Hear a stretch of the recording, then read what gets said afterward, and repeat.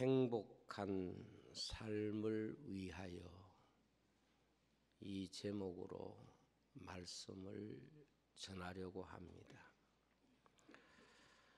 예수님께서 인간의 삶의 행복에 대한 이런 정의를 우리에게 주셨습니다. 사람의 생명은 그 소유에 넉넉한 데 있지 않다. 이것이 주님이 이 세상을 살아가는 우리들에게 주신 복의 중요한 개념이라고 이해할 수 있겠습니다. 사람이 평생 동안 속으면서 사는 가장 큰 이유는 사람의 행복이 소유의 넉넉함에 있다고 생각하는 데서 오는 것입니다. 사람의 행복이 자신의 욕망을 이루는 데 있다고 생각하는 것이 사람이 평생 행복에 대한 오해를 하면서 그것에 속고 사는 것입니다.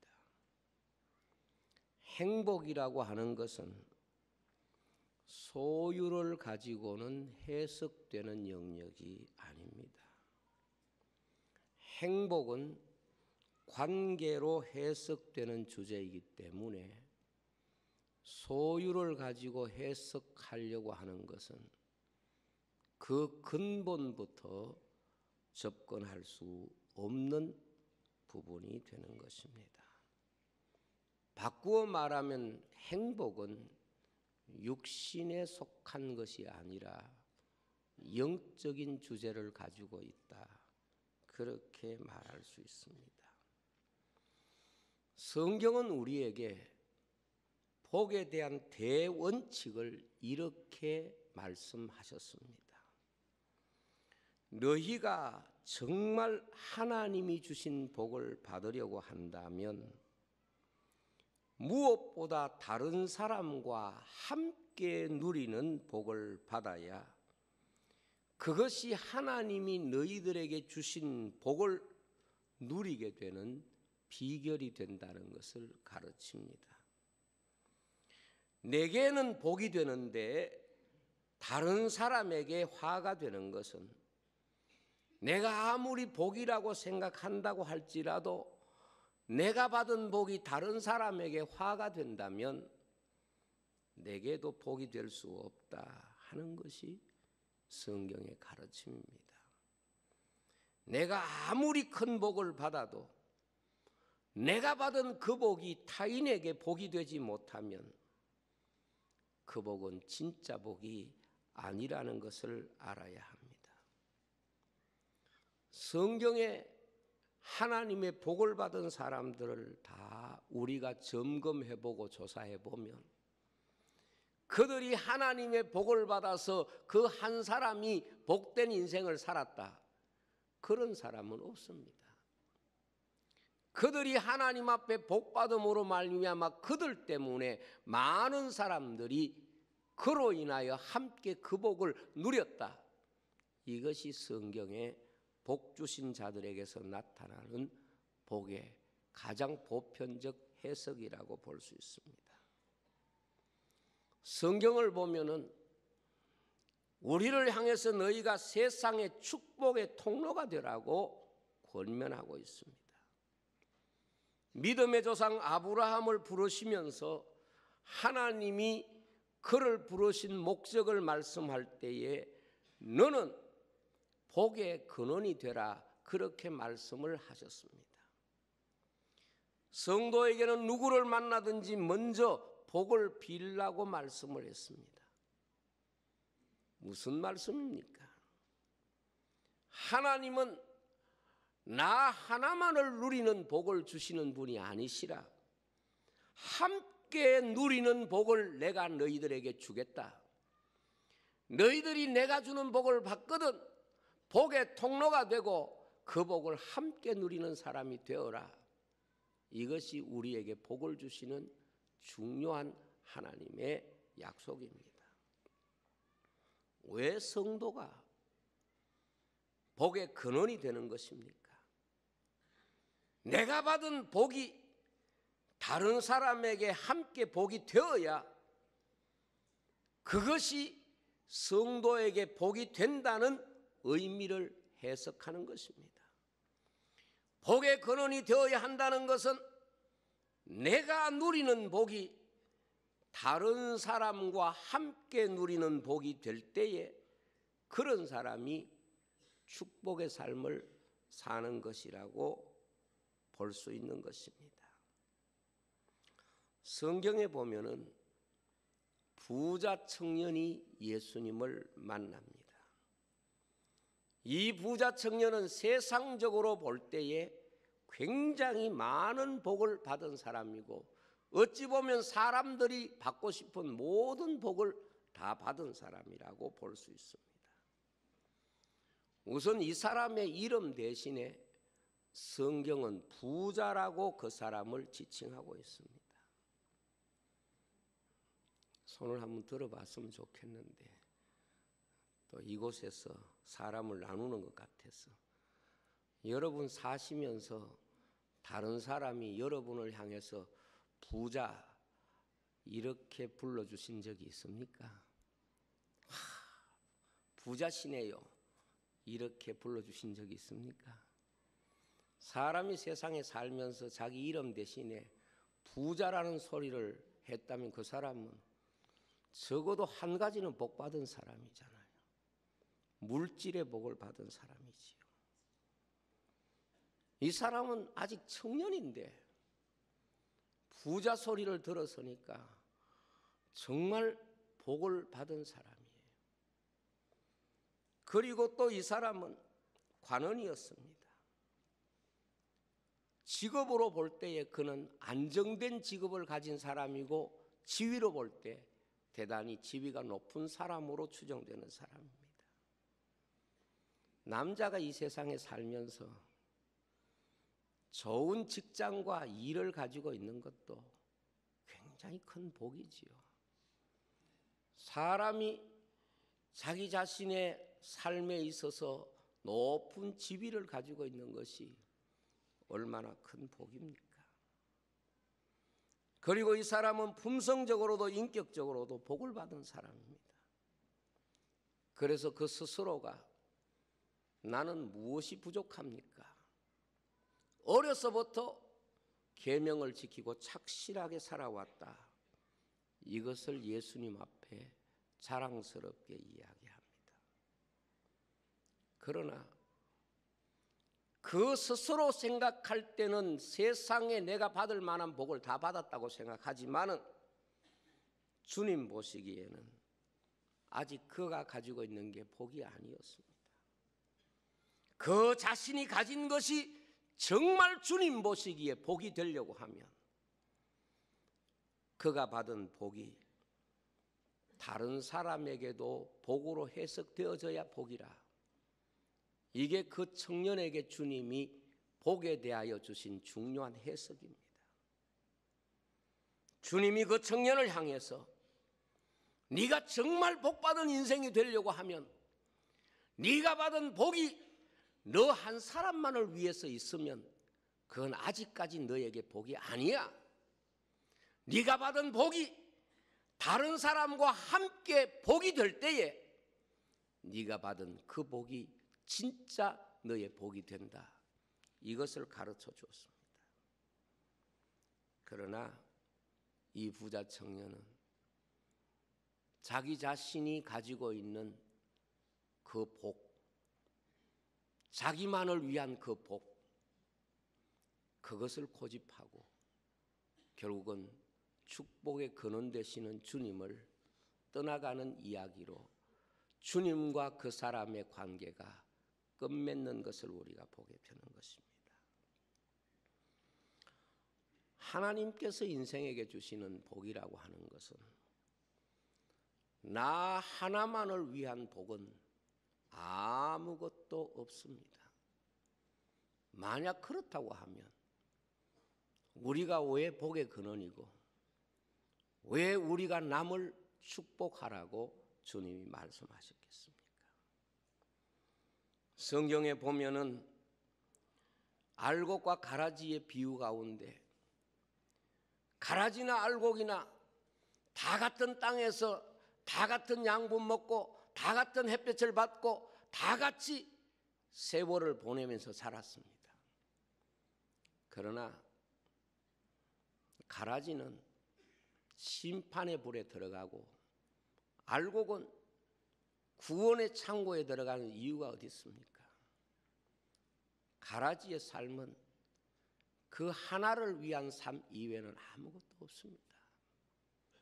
그러나 알곡은 그 하나의 삶이 자기 자신에게 복이 되어서가 아니라 자기 자신에게 주어진 모든 것이 수고하는 다른 대상에게, 다른 사람에게 복이 되고 양식이 되고 기쁨이 되기 때문에 그것이 진짜 복이 되는 것입니다. 예수 믿는 사람들이 속기 쉬운 것이 뭔가 하면 나 하나 잘 되고 나 하나 성공하고 내가 다른 사람의 부러움이 되면 복받은 사람이라고 생각하기 쉬운데 성경에 어떻게 그러한 개념을 하나님이 주시는 복으로 해석하고 있습니까? 나를 통하여 다른 사람이 복을 받고 그 복을 함께 누릴 때에 내게 주신 복이 진정한 복이 되는 것입니다.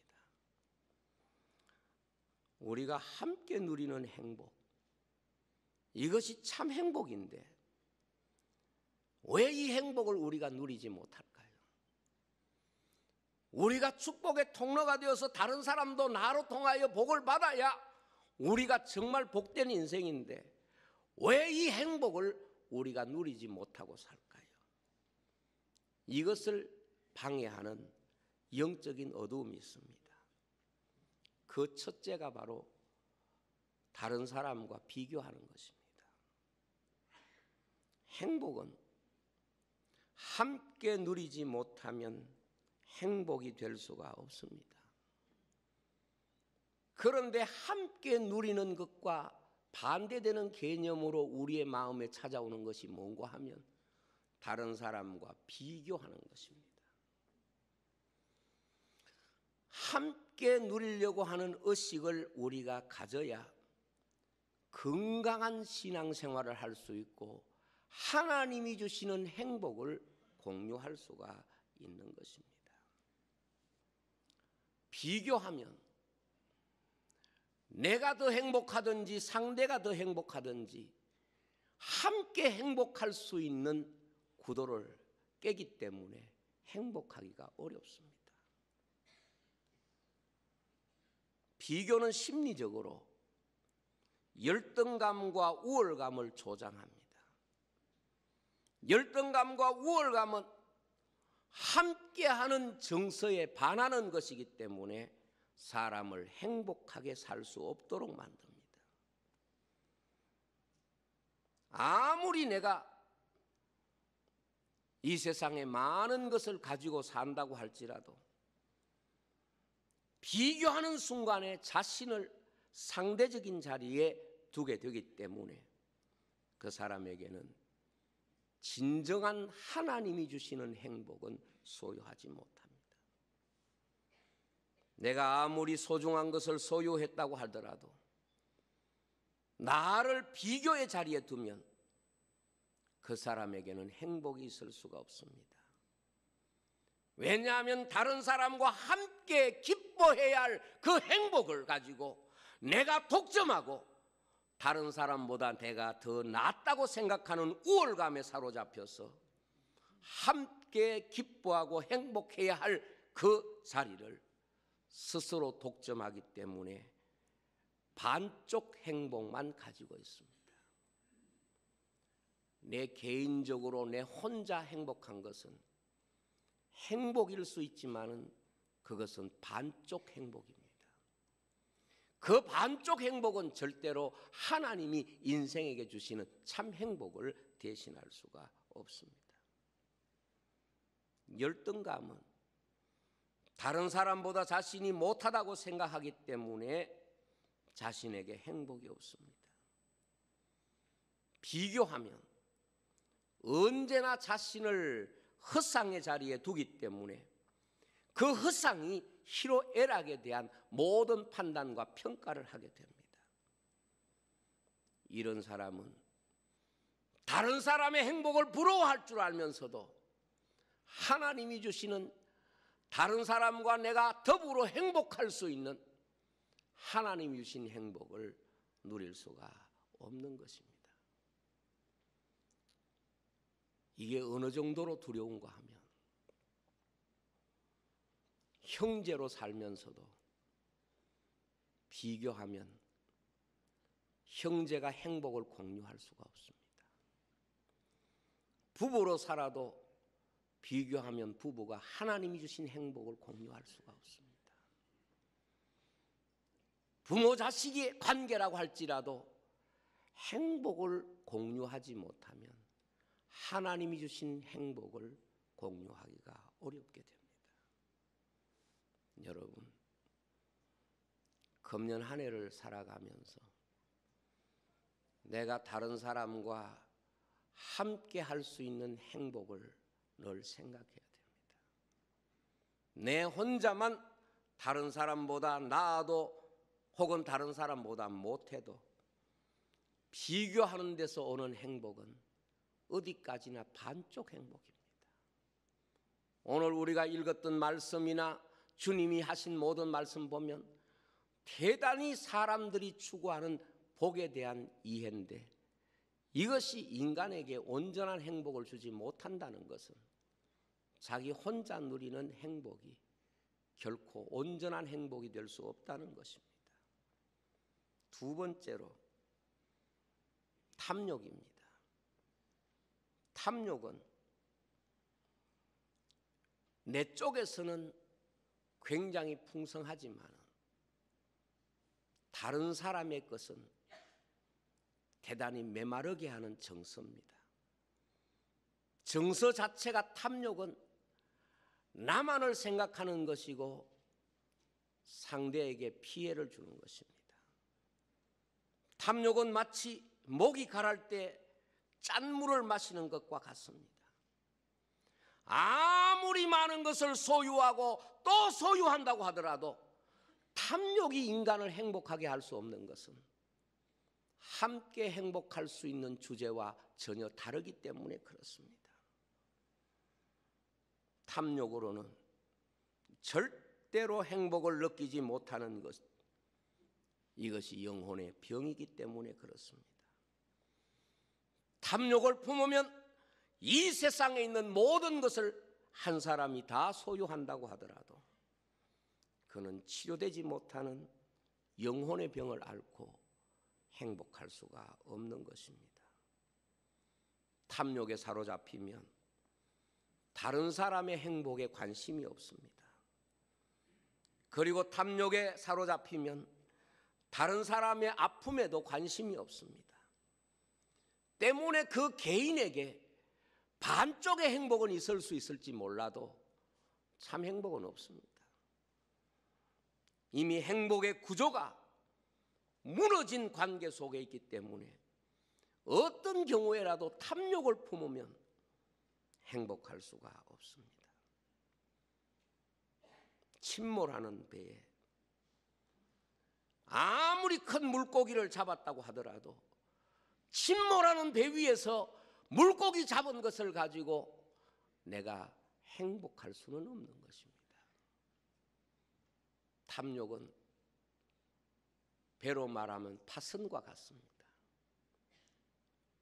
배가 무너져서 바닷속에 빠져들어가는 파선과 같습니다. 이스라엘 백성이 애굽에서 나와서 가나안 땅까지 가면서 이스라엘 백성 가운데 섞여 사는 무리가 탐욕을 품으며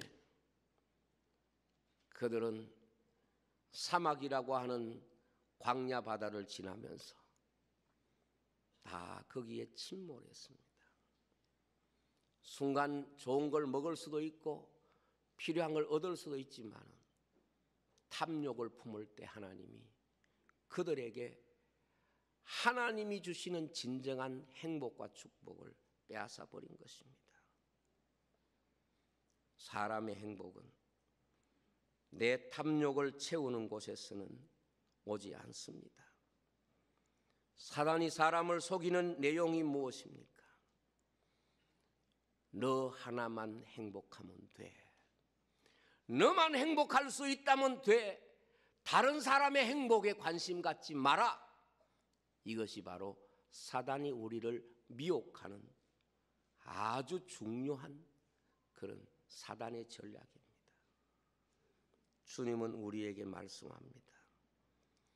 우리가 아무리 세상에 많은 것을 얻어도 욕심을 가지고 있는 동안에는 행복할 수 있는 구조를 다 잃어버렸기 때문에 그 사람은 기쁨을, 행복을 누리지 못하는 것입니다. 욕심이 복된 삶을 방해하는 이유는 축복의 균형, 그 축복의 온전성, 하나님 주시는 축복의 통로 자체를 부인하는 것이기 때문에 나는 행복하다고 말하지만은 욕망을 가지고 욕심을 가지고 살면 내 때문에 남이 점점 불행해지는 사람들이 많아지기 때문에 어떻게 그것이 행복이 될 수 있겠습니까? 우리가 성경에 보면 아간이 나옵니다. 아간은 여리고 전투에서 신할산 외투를 얻었습니다. 얼마나 행복했겠습니까? 금덩어리를 얻었습니다. 얼마나 행복했겠습니까? 아마 그 느낌이 너무 좋았을 겁니다. 그러나 그것이 그들에게 행복의 주제가 될 수 없는 것은 그 일로 인해서 다른 사람이 아이성에서 패배를 당하고 아이성에서 죽었습니다. 하나님은 나름대로 숨어서 행복을 즐기고 있는 이 아간을 제비 뽑아 드러내시고 그를 심판했습니다. 자기 혼자만의 행복을 얻으려고 하는 것은 결코 행복한 자리에 있는 것이 아닌 것입니다. 우리가 성경에 보면 요셉이 나오고 그 요셉의 이야기를 보게 되는데 요셉은 참 인간이 받을 수 있는 복을 다 받았습니다. 나이 30에 당시 세계 최강국이었던 애굽의 총리가 되었습니다. 모든 경제권을 그의 손에 주었습니다. 그의 말이 왕의 말이고 그의 지위가 그 천하를 다 호령하고 있었습니다. 그러나 요셉은 내가 복 받았다 이렇게 형제들에게 말한 것이 아니라 하나님이 내게 복을 주신 것은 나를 위함이 아니라 여러분을 위한 것입니다. 하나님이 내게 복을 주신 것은 내 때문이 아니라 여러분들을 위해서 내게 복을 주신 것입니다.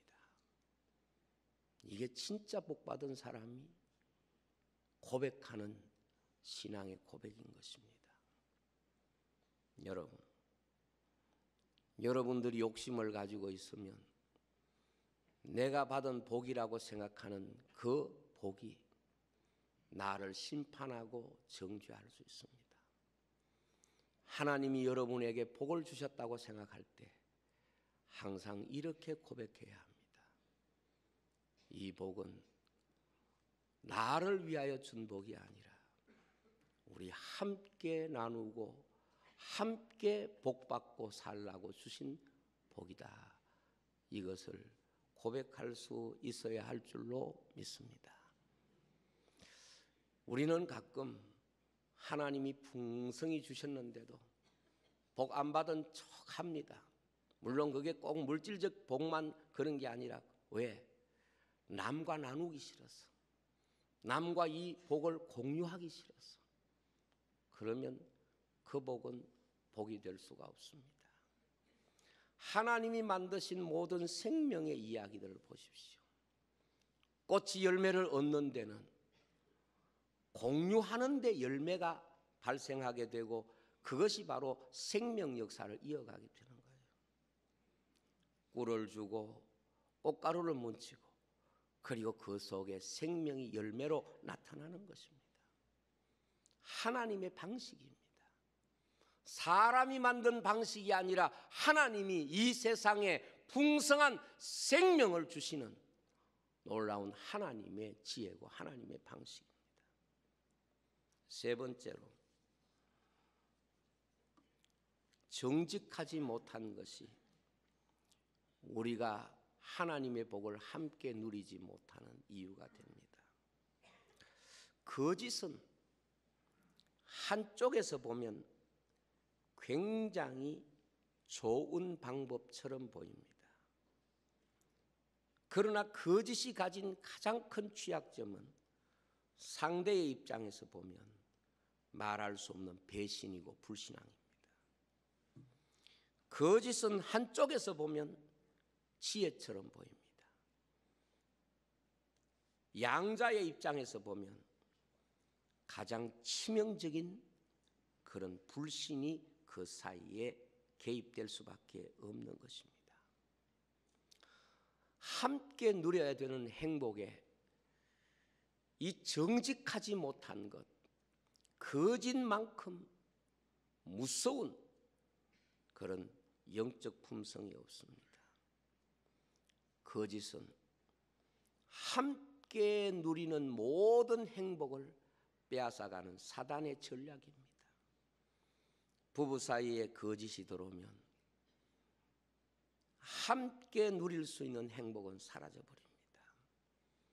인간관계 속에 거짓이 들어오면 함께 하나님이 주시는 행복을 누릴 수 없는 관계로 바꿔지는 것입니다.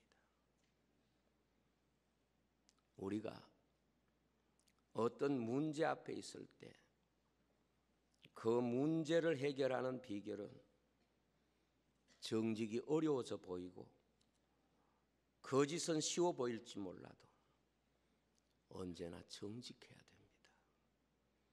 그래야 나는 지금 잠시 손해보는 것 같고 잠시 불안한 것 같고 모든 부분에 있어서 내게 이익이 안 될 것 같아도 함께라고 하는 주제를 가지고 보면 그 방법밖에 다른 길이 없는 것입니다.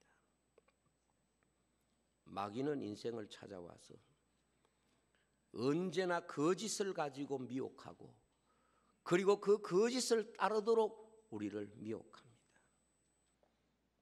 너만 행복하면 되지 않느냐, 너만 이익 보면 되지 않느냐, 이렇게 사람의 마음을 미혹합니다. 그래서 축복을 자기만을 위한 도구로 생각하게 만듭니다. 이게 사단의 전략입니다. 예수님은 이 축복은 반드시 너 하나만을 가지고 누릴 수 있는 것이 아니다는 것을 말씀하고 있습니다. 어떤 청년이 입대를 앞두게 됐어요. 군대 가기가 싫은 거예요. 그래서 군대 안 갈 궁리를 계속 한 거예요. 군대 안 갈 궁리를 하니까 뭐 여러 가지 방법이 있기는 한데 이 군대 안 갈 궁리를 하는 동안에 자기 마음에서 그 어떤 사람도 자기 마음 속에 함께 그 일에 동의해 주겠다는 사람이 없는 거예요. 군대 안 가겠다고 생각하니까 아무도 그의 마음에 이웃이라는 대상이 마음에 들어올 수도 없고 그리고 존재하지도 않았습니다. 자기 마음이 외로워지고 평안이 없고 그리고 자신에게 있어서 기쁨이 사라졌다는 걸 느꼈습니다. 그래서 이 청년이 하나님 앞에 이렇게 기도를 했습니다. 하나님, 하나님이 보여주시는 방법, 하나님이 원하시는 게 뭡니까? 이렇게 기도했더니 하나님이 그의 마음속에 이런 생각을 주셨어요. 너는 왜 안 하겠다는 방법을 계속 찾고 있니? 잘할 수 있는 방법을 내게 구해봐라. 안 하겠다는 방법을 구하지 말고 어떻게 하면 내가 훌륭한 군인이 될 수 있을까요? 어떻게 하면 내가 좋은 군인이 될 수 있을까요? 그 방법을 내게 한번 구해봐라. 그래서 그 청년이 다시 기도를 했습니다. 하나님, 내가 어떻게 하면 좋은 군인이 되겠습니까? 내가 어떻게 하면 군 생활을 잘할 수 있을까요? 내가 어떻게 하면 훌륭한 군인이 돼서 군복무 잘하고 예비군복 입고 씩씩하게 제대할까요? 이렇게 생각하니까 갑자기 그 마음에 평안이 오고 대한민국 60만 대군이 자기 친구고 그리고 많은 사람들이 자기와의 만나지 않더라도 동료라는 느낌이 든 거예요. 비로소 그가 깨달은 것이 뭔가 하면 내 혼자 아무리 빠져봐야 군대 빠지는 것이 내 인생에 잠시는 좋을런지 몰라도 내 한평생 하나님 피해 다니는 그런 모습으로 살 것 같았는데 하나님 감사합니다. 그래서 군대 잘 가기 위해서 그때부터는 열심히 운동하고 건강을 관리하고 그리고 씩씩하게 군대 갔다 와서 그것을 감사하는 거예요. 여러분, 사람의 마음에 행복을 느끼는 이유는 하나님의 뜻을 거스르지 않아야 사람의 마음의 행복을 누릴 수 있습니다. 왜냐하면 지난 시간에 제가 굉장히 강조했던 주제가 뭔가 하면 복은 하나님만이 주실 수 있다. 그걸 말씀드렸습니다. 사람이 복 받고 싶고 복을 빌 수는 있지만 복을 주시는 분은 하나님이십니다. 누가 인간에게 복을 줄 수 있습니까? 부모가 줄 수 있습니까? 부부가 줄 수 있습니까? 축복할 수는 있어도 진정으로 복을 줄 수 있는 분은 하나님밖에 없음을 믿습니다. 하나님의 복은 우리의 욕심을 채우는 수단일 수는 없습니다. 하나님의 능력은 우리의 욕망을 이루는 도구일 수는 없습니다. 사람이 행복을 느끼지 못하는 것은 진정으로 축복을 나눌 이웃을 갖지 못하기 때문에 그렇습니다. 저는 가끔 음식하는 분들에게 그렇게 말합니다. 음식을 만들어서 맛있게 먹을 때는 행복하죠. 음식 만들어서 맛있게 먹을 때 행복하지 않나요? 행복하죠. 그러나 그건 반쪽의 행복입니다.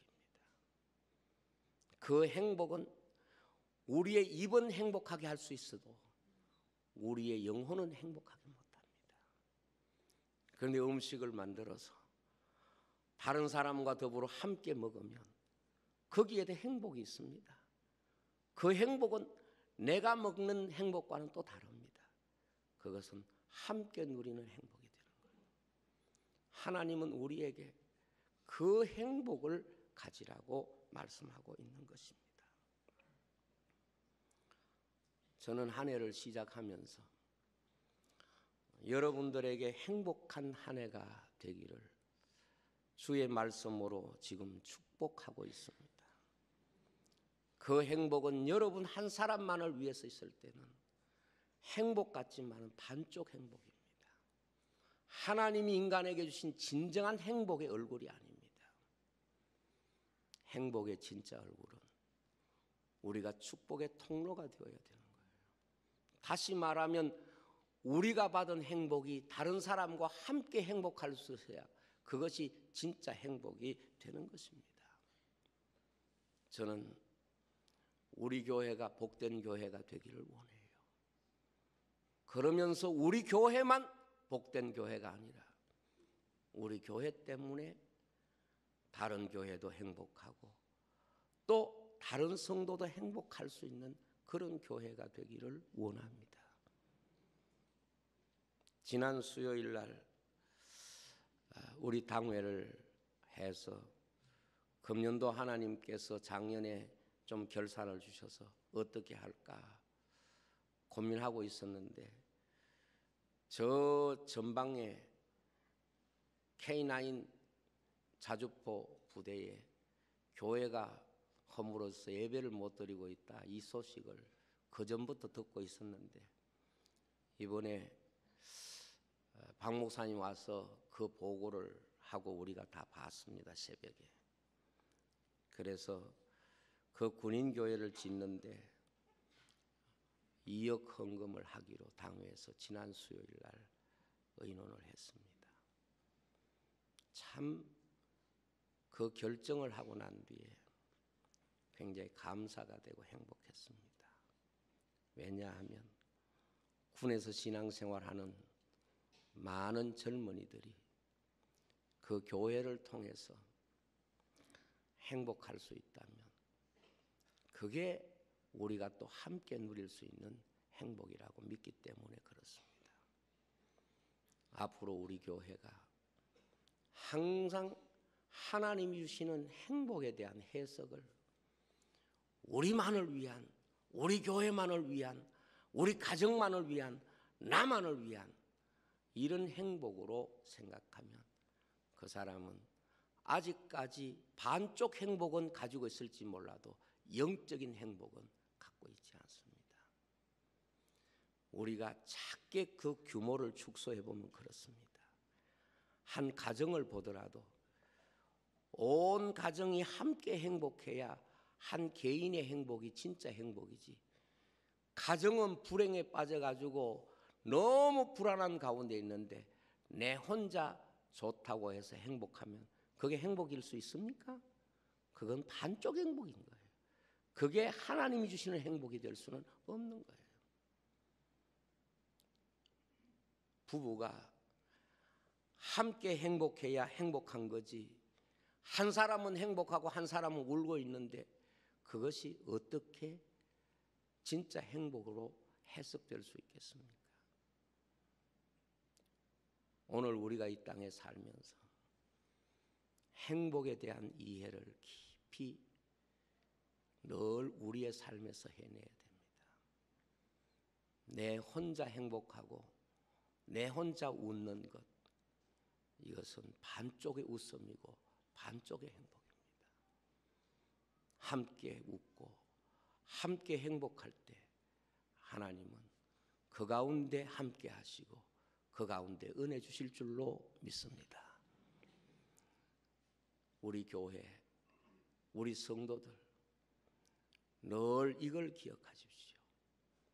내게 하나님이 은혜 주실 때마다 이것을 누구와 함께 나눌 것인가, 어떻게 이 하나님 주신 은혜와 기쁨을 다른 사람의 기쁨이 되게 할 것인가, 이 물음을 하나님 앞에 드리고 함께 기뻐할 사람들을 우리가 늘 우리의 이웃으로 하나님 앞에 가지고 있어야 그 삶이 하나님의 나라가 될 줄로 믿습니다.